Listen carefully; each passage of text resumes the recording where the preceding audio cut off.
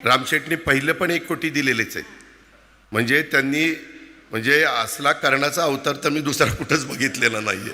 महाराष्ट्राचे उपमुख्यमंत्री, महाराष्ट्राचे एक थोर फार मोठे आणि महत्त्वाचे नेते माननीय अजितदादा पवार यांचं आज सकाळी विमान अपघातामध्ये अतिशय दुःखद असं निधन झालेलं आहे.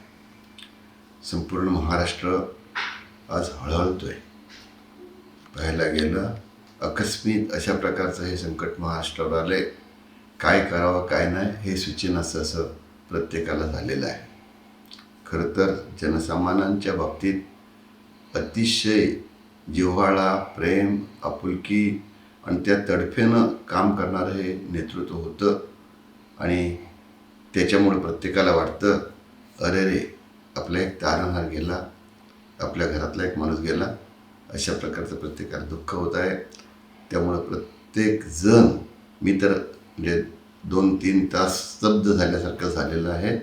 आणि मला तर अगदी काय बोलावं काय करावं हे सूचनाचं झालेलं आहे. त्यांचे आणि माझे अतिशय जिव्हाळ्याचे संबंध होते.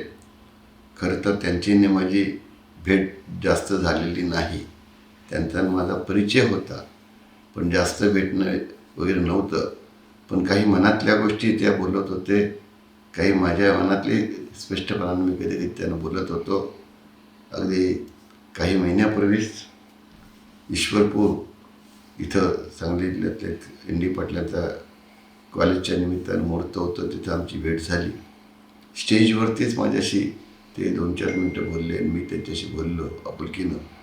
स्टेजवर ते उभे राहिले आणि मला कल्पना नसलेलं इतकं चांगलं माझ्याबद्दलचं वक्तव्य त्यांनी जाहीर भाषणामध्ये केलं.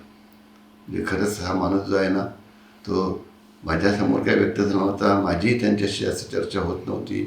नमस्कार, चमत्कार आणि भेटून साधारणतः एकमेकाला भावनेतून, नजरेतून प्रेम ओतणं इतकंच फक्त होत होतं. पण त्यांनी जाहीरपणानं महाराष्ट्राला सांगून दिलं, 13 कोटी जनतेचा उल्लेख करून आजचा माणूस नाही, अशा प्रकारचं त्यांनी वक्तव्य.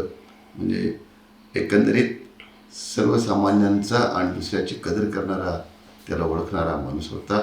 आणि त्याचबरोबरीनं रात्रंदिवस खऱ्याला खरं, खोट्याला खोटं स्पष्ट वक्तव्यानं बोलणारा हा नेता आपल्यातून गेला. याबद्दल मला आणि सर्व महाराष्ट्राला नक्कीच अतिशय दुःख होत आहे.